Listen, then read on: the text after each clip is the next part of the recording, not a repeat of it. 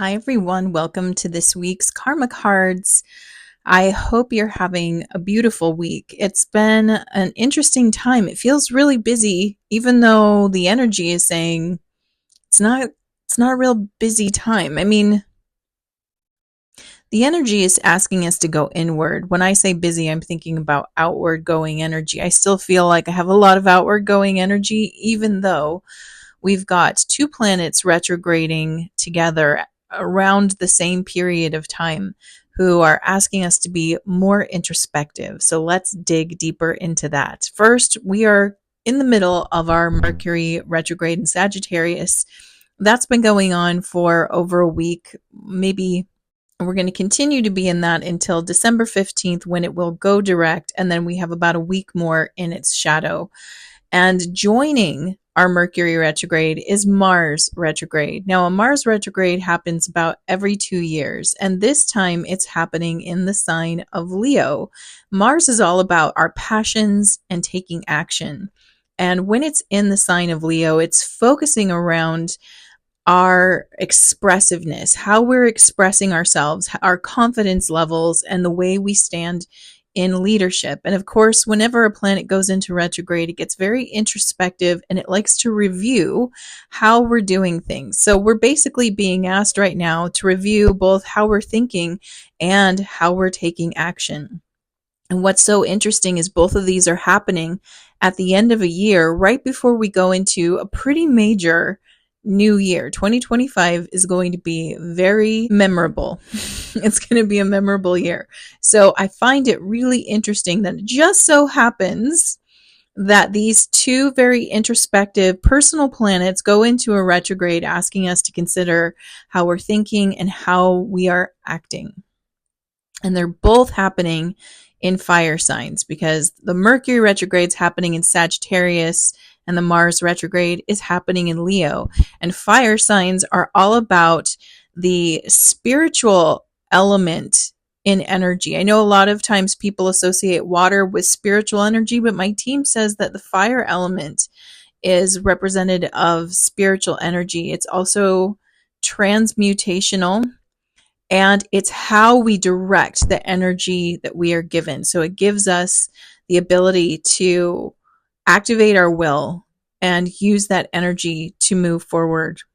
So there's a heavy spiritual component to these retrogrades happening right before the year begins. Now, we will be in Mercury retrograde till February 20th, 2025. So we'll have some time to consider how we're taking action and what we're focusing on, our own passions. Are you focusing on what you are passionate about, or are you sort of letting it pass you by? And you might find that there is sort of a disgruntled energy if you're ignoring what you feel passionate about. And so, as well as getting you to review what you're passionate about, are you still passionate about that, or has your passion shifted or moved? And so we might find that this is a time where we feel a little bit of frustration as things don't seem to move forward so easily. When Mars is introspective like this, it feels almost Saturnian in the fact that things don't seem to move that fast. Because again, the energy that would be our external action starts going more inward. And we're doing more of an internal deep dive and seeing how we're standing in our power and our confidence. So during this time with Mars retrograding in Leo, one of the themes that we're going to be looking at is our own self-image, our own self-expression, and how confident we feel in that. As we reassess how we are expressing ourselves in the world, we might find that we hit a wall or we're not as confident. And it might be where you find where you are showing up how you believe other people want you to show up rather than showing up as an authentic match to who you truly are. This is also a time where we're going to be looking at what's our motivation for what we do, what drives us. And this may be a period where you really see where you're seeking the validation of others. And again, that could be how you express yourself or what you consider to be worthy of being passionate about based on the response from other people. Like if other people are impressed, for example, let's say in your heart of hearts, you want to be an artist, but no one's impressed by that. But they are impressed by you going to college and getting your degree in medicine. And so you choose to pursue that for the validation and the self-worth it gives you, even though you're not necessarily honoring what's calling to your soul. That's just one example of what it could look like. And in this period, you might wake up to that and go, whoa, I have no desire to be where I am right now or to pursue what I'm pursuing. I feel like I've gone off track. And this is one of those times where we get to really consider that and what's motivating us to do what we do. Because if it's not coming from a place of deep connection with yourself or a feeling of being of service in a way that's in alignment to you, you might find that there's not a lot of energy left in that task. So it is a time where we might realign to something that feels more deeply connected to us. And because of that, we will feel a rejuvenation towards what we're passionate about and our passion projects. So you might notice at this time that things that you've started and abandoned or wanted to do and just never got around to suddenly feel almost more important at this time. Even if it feels a little confusing to you or silly, that's why. It's because it's a deeper part of your soul saying, hey, this is actually something I was really interested in and wanting to pursue, and it got shelved for other reasons. But as I reconnect with what's important to me and what I really feel passionate about, this thing comes floating back up to the surface.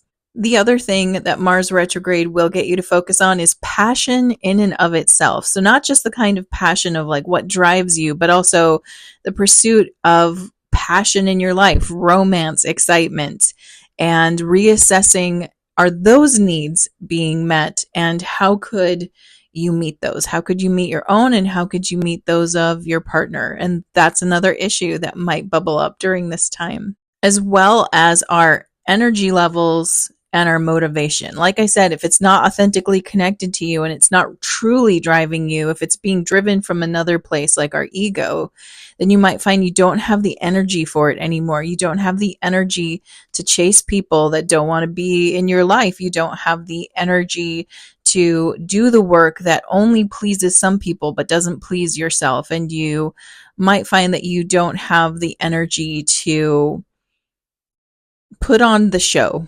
And that might create a sense of like people feeling like, why are you different right now? They might sense that you're different. And in some cases, people might get uncomfortable with that. Like they don't like the change. They like what they expect to get from you. So when Mars goes into retrograde like this, it can cause weird frustrations and squabbles with people because Mars does that anyway.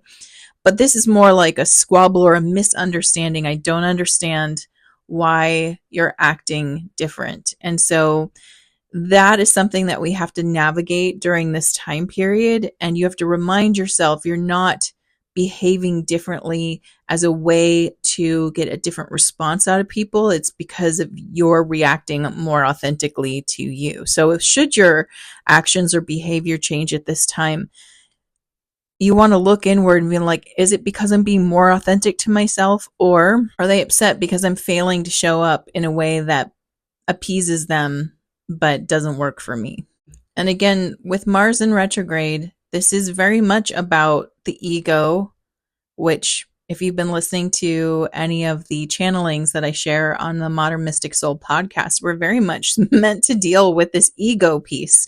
And again, we're not making ego an enemy, but we have to realize that the ego is fed by certain things, and it's fed by chasing the things that you think you want. It's fed by trying to get the external validation you think you need. And so this is one of those times where as you stop trying to please other people so much, and again, this isn't like I don't want others to be happy or comfortable. It's not about that. It's looking at our motivation behind why we would show up in a people-pleasing way.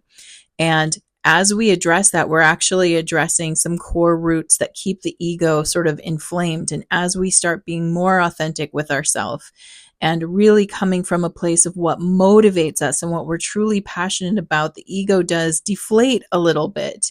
And again, that can cause some issues because people expect you to be a certain way if you've been that way for a while. And when you make a change, not everyone's going to see it, understand it, or appreciate it. And that's part of the period that we're in. But I will say that one thing that does unite us all is we're all going through it together in our own way. So there is a possibility that the conflict is less only because so many people are making these little shifts. Not everyone's doing it consciously. Some people are being shown that because they won't look at it consciously. But for those who are looking at it consciously, there is compassion there for something shifted, something's changing, and something's changing in me. And I feel like it's changing for the better. And so I'm going to hold that space that these things are changing for the better. So here's some tips from my team on how to work through this energy since we're in it through February 20th. The first tip is the most important, and it's something that we should be doing anyway, but it's especially important now because it's going to help us most during this time. And that is think before you act. Mars, when direct, is known for being rash in its action. It wants to jump in and then figure it out once it's in there. And right now we benefit more from considering, why am I doing that? Why do I think I have to do that? And as we ask ourselves that question, we can get down to what's motivating us to take those actions. And if you feel like you're already in the middle of an action that you've been taking and maybe you feel like you've been rushing it or trying to get to the finish line before the end of the year, you would benefit now from also taking a step backward and reflecting on, why am I doing this? And again, the whole idea is getting the information about what motivates you to do it. So if you find that you're pushing on something right now because you just need to get it done before the year turns 2025, is it necessary to do that? Some cases it might be, maybe you have a deadline. In other cases though, it might be this, again, ego push to feel like I've completed something before the end of the year, like so I can claim it, right? And it might not be the strongest or the healthiest motivation for you. So again, we're being asked to look at it and adapt.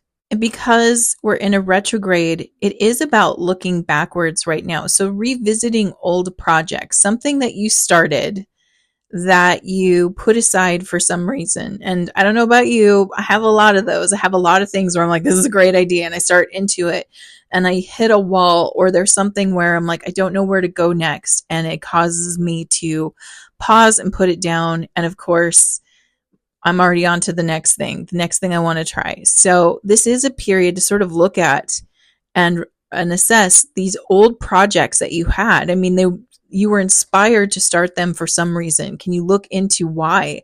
And are you still inspired by that? Or is it time to sort of, I know for me, like I've tried a few things as an artist, and one of my favorite things was gathering the supplies I needed. So I'd gather the supplies probably more than I needed to before starting or attempting the project. And then once doing the project, I'm like, I don't really like this. I'm like not enjoying it as much as I wanted to.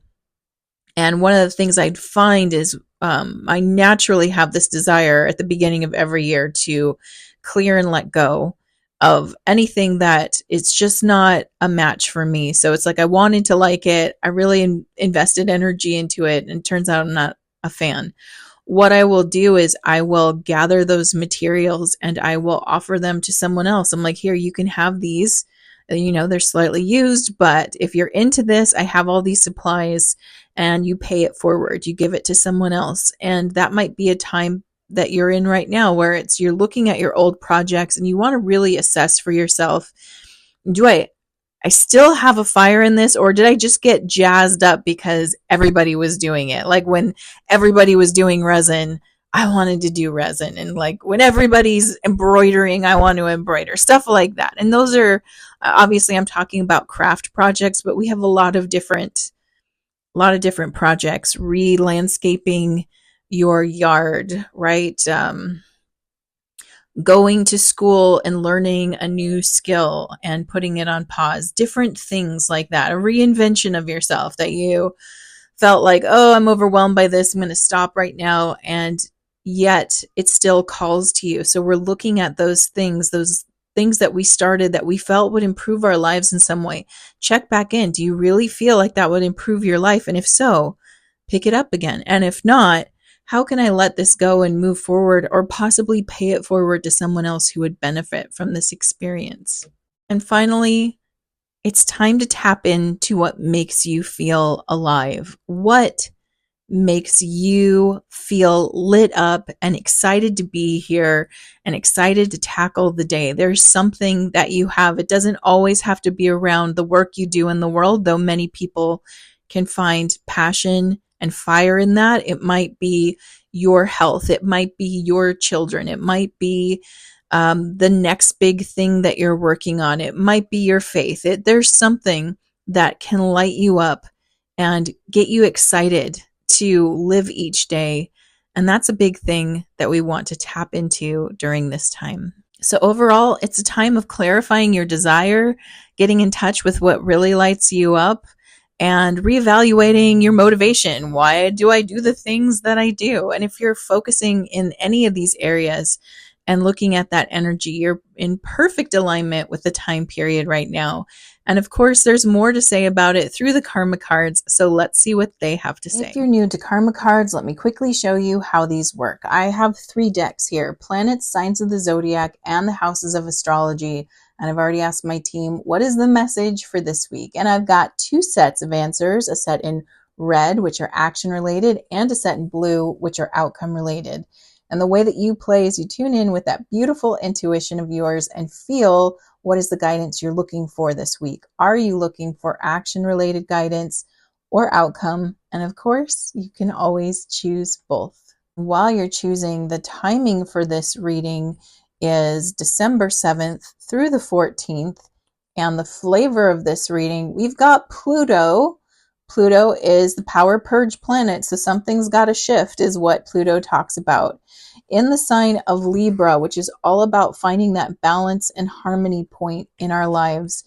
In the 9th house of mental expansion. So this is meant to take us, like I said, there's a spiritual element to us, and it's meant to help us see that 40,000 foot view. Spiritual action at this time: resurrect relationships as if they came from God, because they did.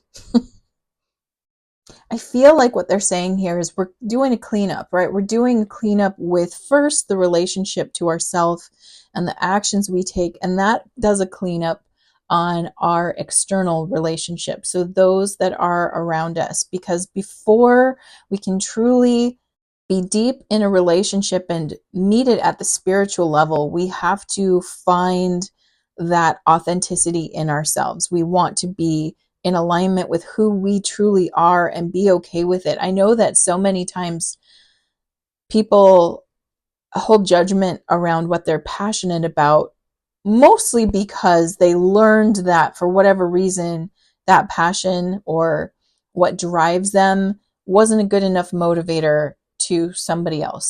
Somebody out there was like, that's not a real good reason to do something or to go after something. And so we tend to shut ourselves down when we don't fully understand why we are driven by that. And that happens to many of us at a very young age. And so we're sort of shifted away from our own internal compass that's guiding us towards our destiny. We get shifted away from that. And over time, if we're doing the growth work, we are always trying to find that point again. At the time that we were passionate about it, we were trying to put our finger on it, we didn't quite understand what it was we were looking at.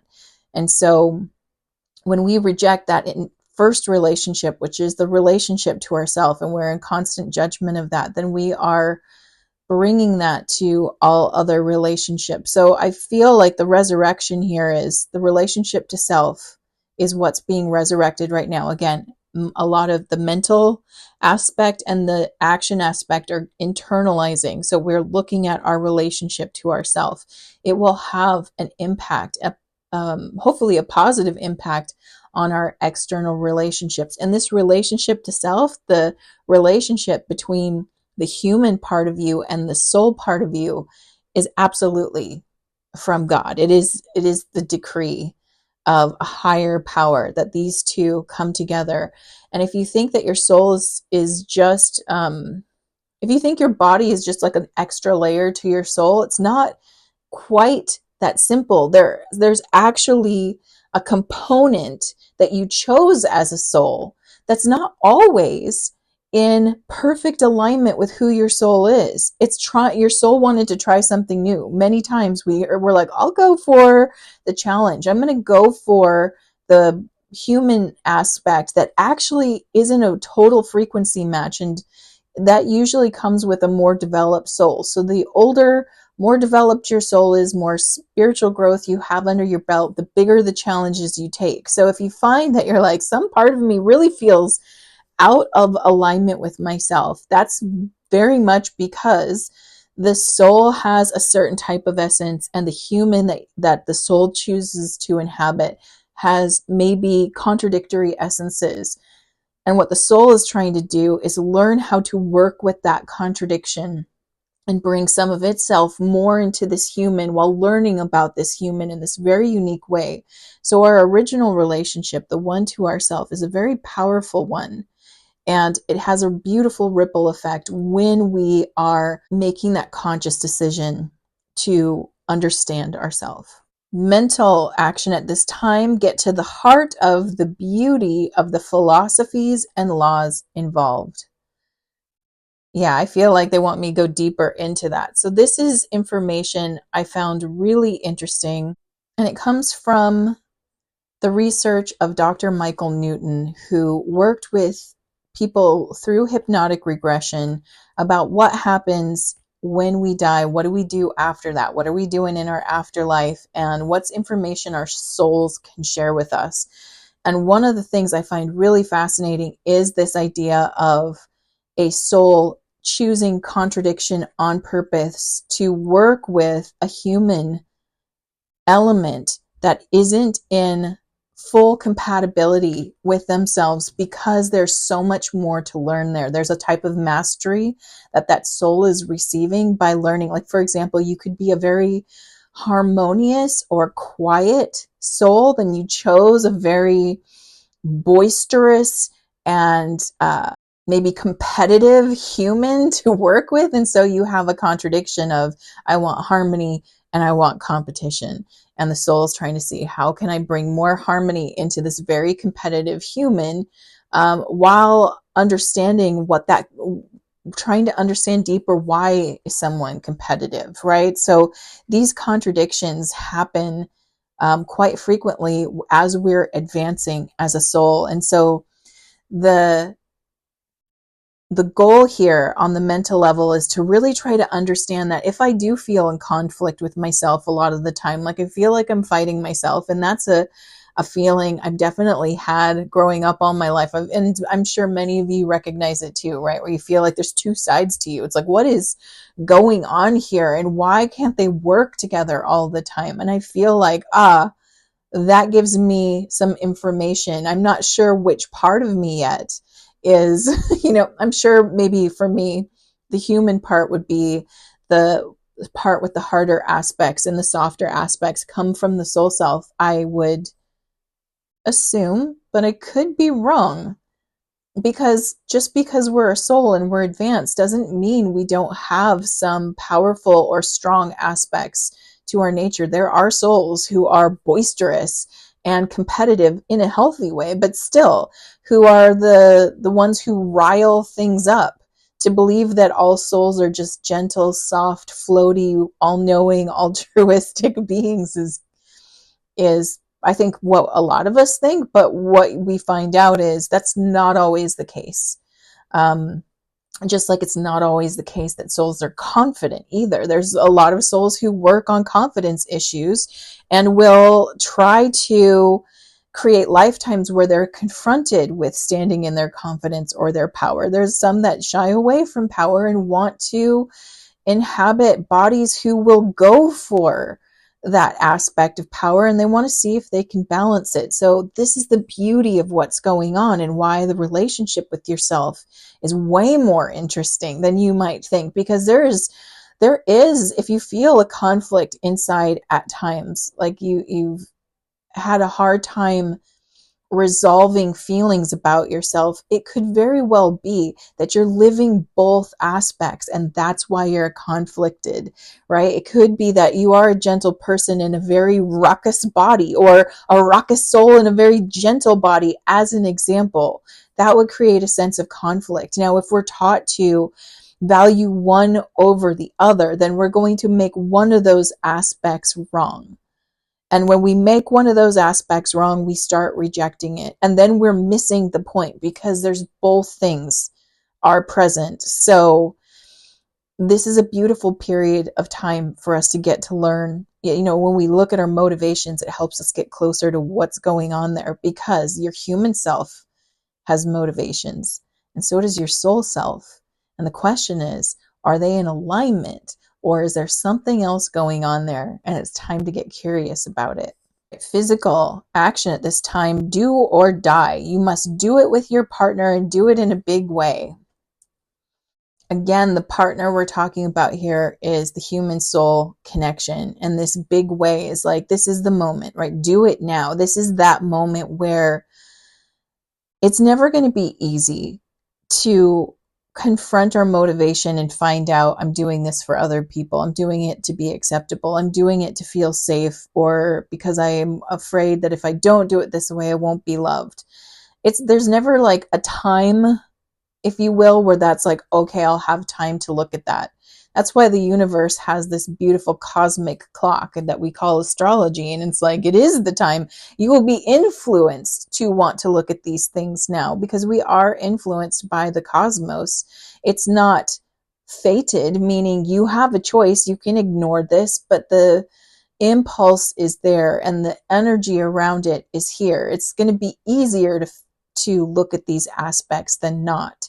And so even though it never feels like the time to do a deep dig on ourselves, if you're paying attention and sort of listening to these subtle cues of the universe, they're like, this is a great time. You're going to go internal anyway. Things are going to internalize deeper anyway. Actions aren't going to progress as quickly right now, and might not turn out so great because you're not assessing your own motivations. So there's this impulse to do it. Now is the time, and the partner is you. It's the human self and the soul self. And when you guys get together and you get to explore, like, what is this conflict I feel, right? There's a part of me that wants peace, and there's a part of me that wants to fight about it, right? Do you feel that conflict? That's one of those I get. Like I said, there's a part of me that feels like Xena warrior princess, but I'm not quite sure. Is that the soul part of me, or is it the human part of me? I'm tempted to say it's the human part of me, but you can't be sure, because there are many souls who have imprints of being warriors and for good causes. And that energy is a necessary energy. Otherwise, it wouldn't exist. So it's hard to know, but this is the time period where you can look at that conflict within you, where you're like, yeah, I want peace. But every once in a while, when someone ticks me off, man, I want to set them straight. Those can coexist. We don't always allow that to be the case. Many times we're trying to shut down the one that feels less okay. And if this is a time period where you can put brackets on that and go, just for now, just until February 20th, it's okay for me to feel both things. And I'm not going to try and judge it or shut one down. I'm also not going to take action on it. I am going to assess it. Then you are right in the sweet spot of this time period, and big things can shift for you. All right, now let's look at outcomes for Pluto in Libra in the 9th house of mental expansion. Spiritual outcome at this time, the need for control of cooperation to perfect spiritual values. Okay, so what they're saying is ego's not going away so quickly. So just because we're willing to do this work and look around and meet parts of ourselves and try to assess, okay, what's going on in here? Ego is going to be like, I want my cookie, I want my points, I want my validation. So I want to control this process and I want to get it done and I want to get it done quickly. Like maybe if my ego was super activated, let's say, and I was watching a video like this, I might turn off the video and try to like get it and see if I could know, like know who I am. I know who these different aspects are. That's a real temptation right now. Almost like I can just figure this out. And it's one of those situations where I don't know that we're ever going to have the final answer while we're here. I think you'll find out more when the experiment is over, but for now, there's pieces you can see, and you can definitely get clear on what you're taking action for and get that action to be more authentically in alignment with you. As far as being able to control this process and identify these different pieces and just act differently, that's a big ask, and that's usually coming from a more ego-driven place. Mental outcome at this time, an obsession with decisions about long-range thinking or travel. It's very possible that during this window of time, during this retrograde, that we're trying to think super long term, like, how's it going to be for the rest of my life here? Who am I going to change into fundamentally? It's got an interesting weight to it because it feels very destined right now. Like I said, 2025 is just the start of a very big period of time. We've got Pluto moved into Aquarius. We are deep into that energy, and yet we're still at the beginning of it, right? 2020 was like my team said, it's like imagine a stopwatch being clicked and the timer starts running. 2020 is when that stopwatch was clicked, but we're at maybe mile 1 now, and we've got so many miles to go. So it takes some time, but there is this desire because you can feel this imminent shift coming and it's very close. So I'm talking about like ascension and the solar flash and these kind of energies, very close, and you can feel it. And there is this, again, it's more ego driven, but this need to get it and figure it out and have it wrapped up and ready to go. And so this energy does tend to give us that obsessive feeling like I've got to get it and I've got to figure it out. And it's like a dog with a bone sometimes, like we're having a hard time relaxing into it, which is why I'm saying instead of having to change into something, what if we're more curious about it? And the goal should be like, let's see if we can release judgment versus let me see if I can change it. Physical outcome at this time, a power struggle resulting from the fairness shown by what is to be shared. This is interesting. I feel like this is just that soul/human self, relationship, and the power struggle is there a little bit. The soul is meant to guide the human. That's the goal, as I understand it in this experience. Our soul guides the human. The soul is the immortal part. The human's the temporary part.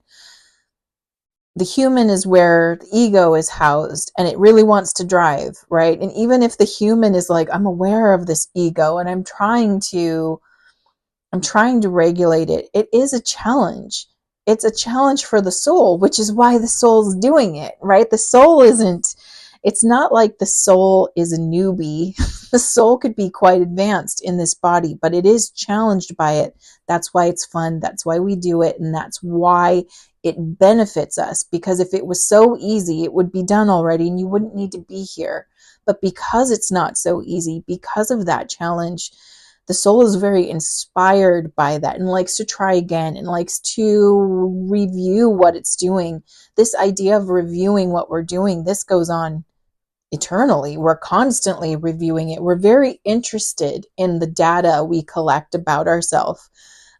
Selves, I should say, because we do it so many times. So as you learn about these different aspects of yourself and what's motivating you, and are you seeking validation? Is that why you're taking action? And where's the conflict? And what part of you do you reject? And is that part you're rejecting part of your soul, or is it part of your human self, or vice versa?